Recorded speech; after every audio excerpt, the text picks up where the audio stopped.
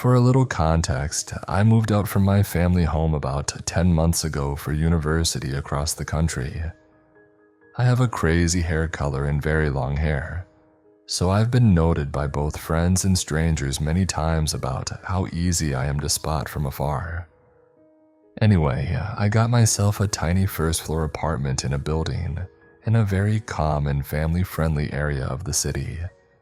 Because of this, I did not feel too unsafe about living on the first floor, considering that my bedroom had a big window with transparent curtains only about half a meter up from the ground, looking into a small grassy hill leading into a forested area behind the building.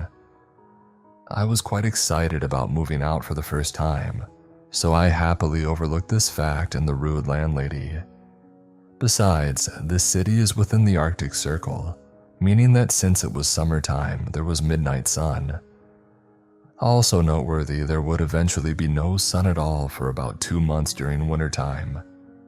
The landlady told both me and the other female student I lived with that the small area behind the apartment building that our windows looked into was off limits.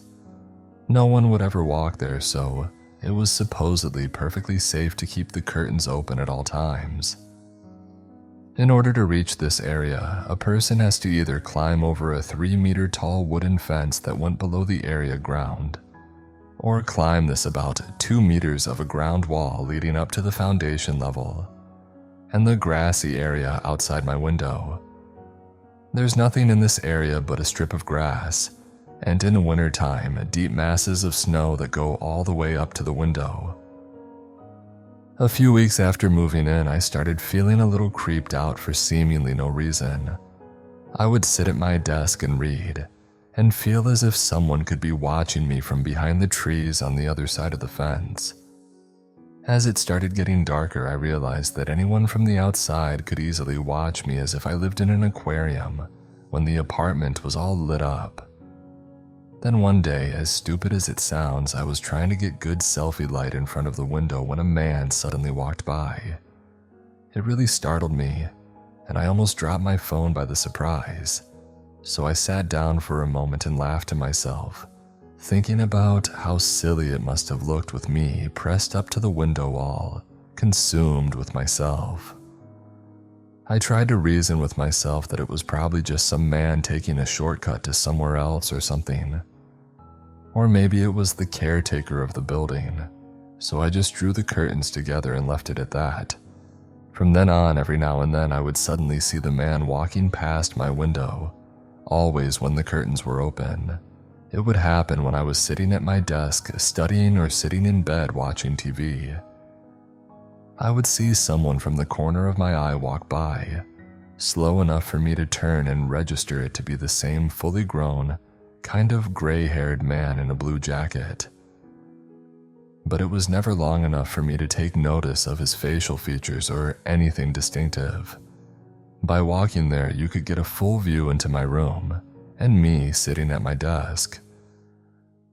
At that time, I started thinking about the landlady's claim that no one was ever supposed to be walking there.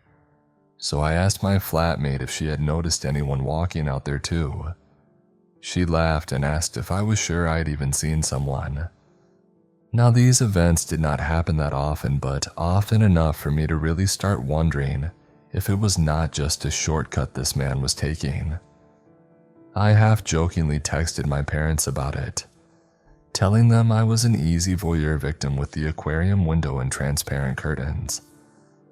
My mother naturally freaked out and decided to send me some non-see-through light-blocking curtains. Before they ever arrived, I started noticing that this man did not just walk by my window once. Sometimes, maybe half a minute later, he would return from the other way and then walk by again. I have to point out once more how narrow this area is, making it so that his jacket would almost slide across my window while walking past. After the new curtains arrived, the problem seemed to be solved. I could finally sleep at night again and thought no more of it. I lived my life unbothered until I finally went back to my hometown for Christmas. It was when I returned that I realized something was definitely going on. I had begun dating a guy and brought him home to watch movies and stuff, during which the curtains were open and it was pitch black outside. One night, for unknown reasons, I felt very restless and my insomnia was just more terrible than usual. I woke up around 5 a.m. and peeked out of the window to see deep and large footprints in the snow stopping very close in front of my window. They also led across the area, but judging from the shape of the footprints, it seemed this person had walked back and forth. Now, this alone is creepy as hell. The idea that someone had been standing there close to the window, trying to peek through the gaps of the curtains. But there was more. Yellow snow everywhere under the window. Yellow drops still on my window. This psycho had peed on my window. I was exhausted and tired, so I did not think it through right away. I just told myself it was indeed nasty as hell and creepy. But perhaps it was just some guy stumbling home drunk after a night out and need to relieve himself. As I woke more, I realized though that it was very illogical for a drunk to manage to climb his way up there. Not to mention that he would choose a window instead of a wall. As the sun went up, I looked out of the window more and it just seemed too determined that someone would just choose my window out of the row. It seemed kind of personal and angry. I was living alone at this point too, as my flatmate had moved out a few months earlier. The curtains into her room were always open, and as I went to check, the footprints had just walked right past that window towards mine. While trying not to freak myself out too much, I thought about previous suitors and all that. People that might be pissed off that I was seeing someone new, but it really did not fit their character. Then I remembered that man who had been walking outside my window in the months after I had first moved in. Maybe he had been watching me this entire time, and did this to mark his territory or some sick thing like that. As for recently, things did not work out with the guy I was seeing. And since then, nothing more as far as I can tell has happened. Now that the snow is melting, it's hard to tell if someone is out there at night, and I always keep my curtains closed. I'm still freaked out and I want to color my hair a normal color so I won't be so noticeable. I can't wait to return to my hometown again for the summer, so I can feel safe while sleeping at night. So creepy sicko who stands out there at night, peeing at my window and who knows what, let's never meet.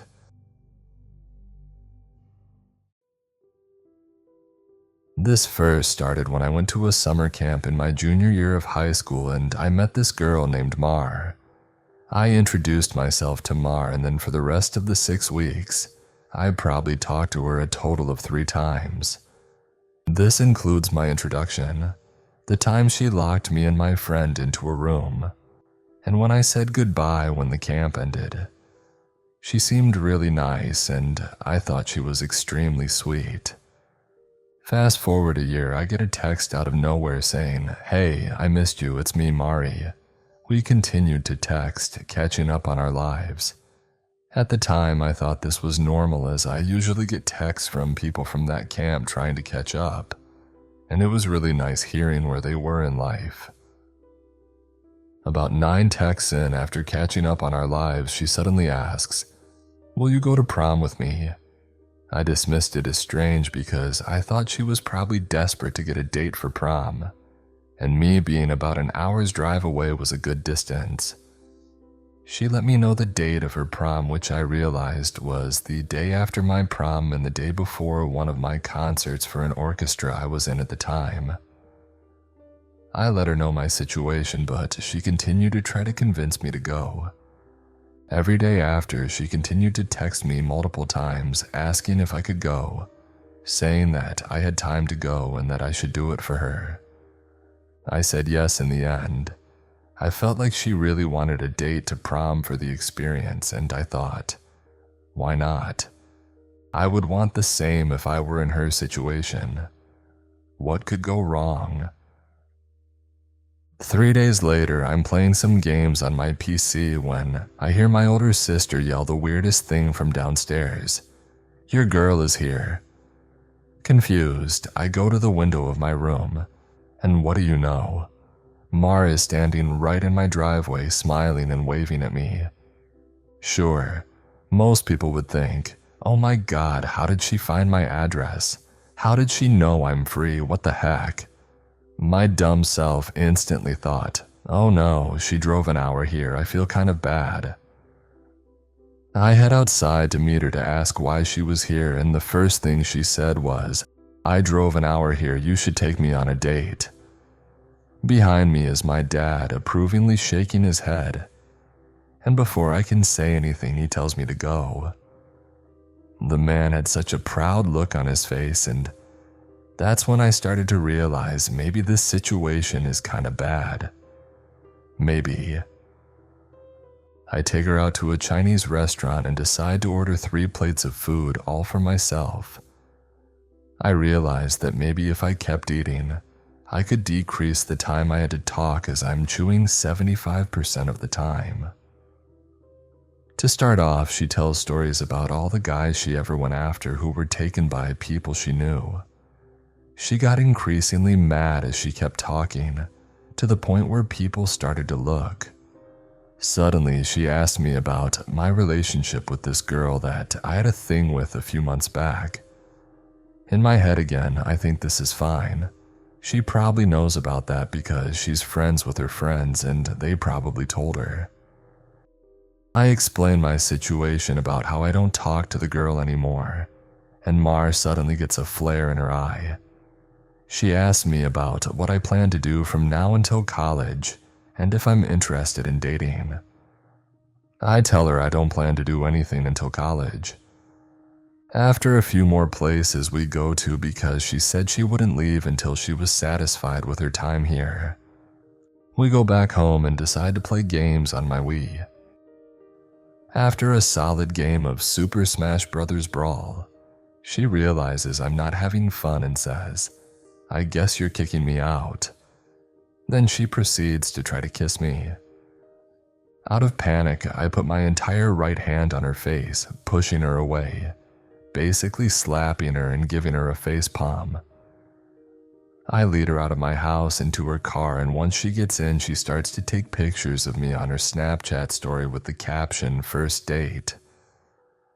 I tell my parents about my situation, and I swear they literally brush it away, saying that, "Oh, people can be like that, you should be happy a girl likes you." My sister slowly figures out that maybe this isn't good, but agrees with my parents because she thought it'd be funny to see how this went. 2 weeks later, after dodging her texts asking to come over again, I'm heading to her pre-prom party. I am completely exhausted to the point where I could not run, and I was just not ready for another prom. Surprisingly, the pre-prom party and the prom were a lot of fun. Mar did not do anything that made me feel uncomfortable, and her friends were amazingly funny. After the prom, she takes me back to her friend's house. She then asks if I can stay the night, which I say I can't due to my concert the next day. She then proceeds to get very angry and tries to push for it, so I text my sister help, and for the first damn time she comes to my rescue. An hour later, as Mar gets increasingly madder, I get a call from my sister saying that she's outside. I let Mar know and I leave, so relieved that my day of prom with her was over. A few months later, I get an anonymous letter in the mail addressed to me. Inside were 3 pages, filled front and back with a declaration of love from Mar. It explained how she fell in love with me at first sight, and how everything I did made her love me even more, how she couldn't be without me. I meet up with a friend a few days later, and he shows me his Snapchat conversations with her. It's just a wall of text, a wall of questions, asking personal questions about me. For the next year while I was in college, I would get random texts and Snapchats from her showing pictures of her coming to my town and asking where I was. There were times she would go to my town's high school games and send me pictures of our coaches with their jackets and the name of my town on them. Eventually, she stopped messaging me because I had blocked her on everything. So yeah, let's not meet ever again, please.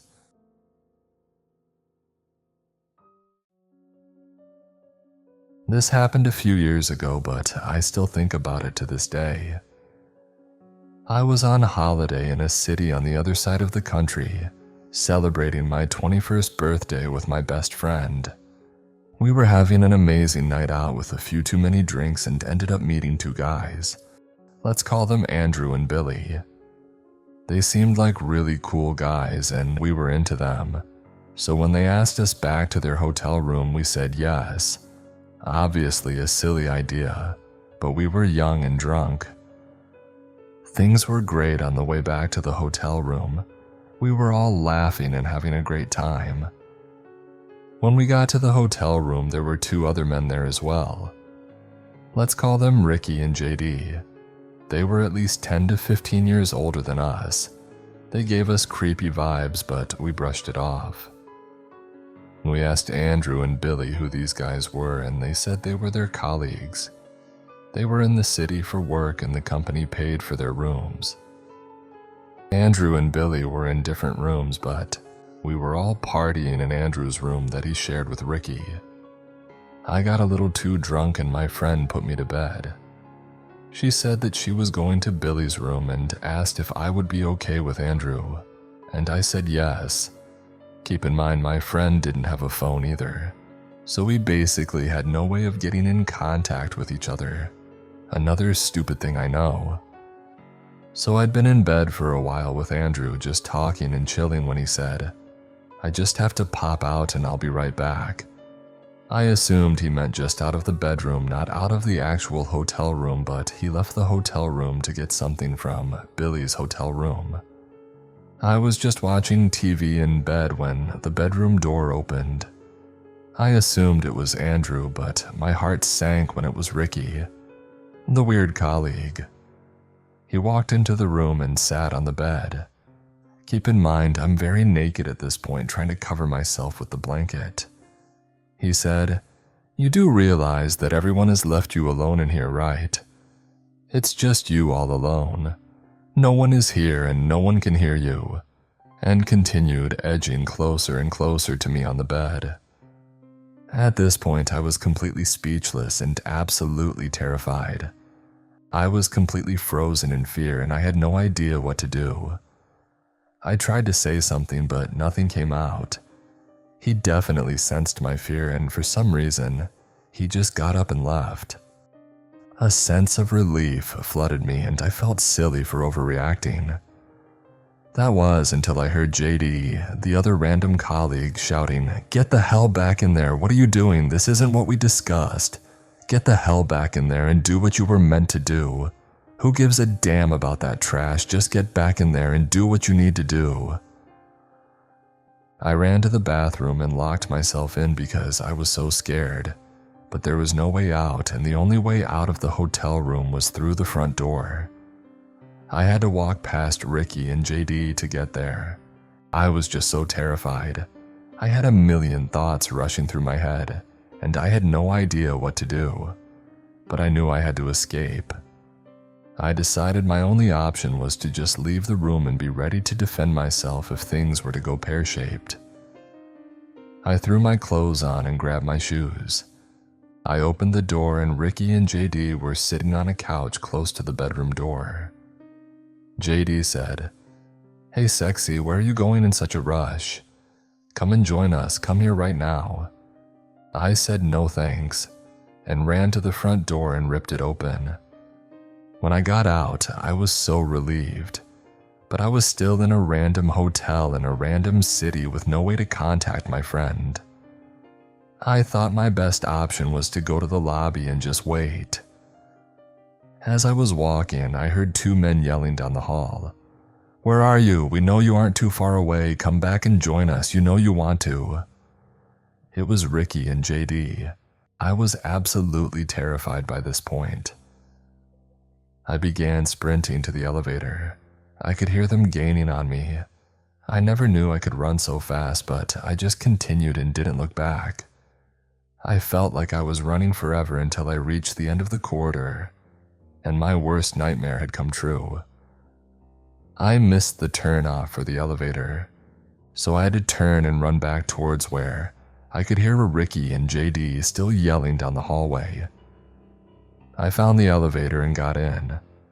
I could hear their voices getting louder and louder, and I didn't want to imagine what would happen if they got into the elevator with me. The door finally closed after what felt like a lifetime. I thought I would go down to the lobby and just wait there because at least there would be people there, so there would be some form of safety. I got to the lobby and realized that there was no one in sight, no one at all, not even behind the desk.